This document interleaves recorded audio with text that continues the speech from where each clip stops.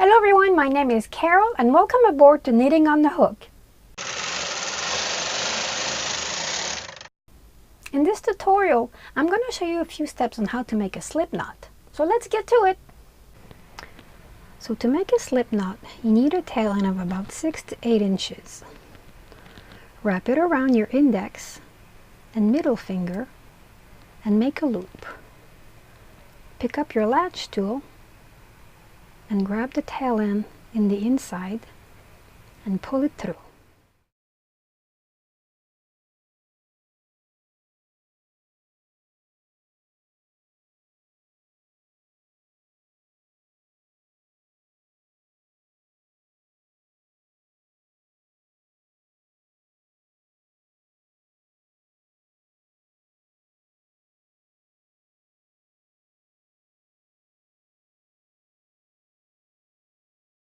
If you enjoyed this tutorial, click on the thumbs up to let me know.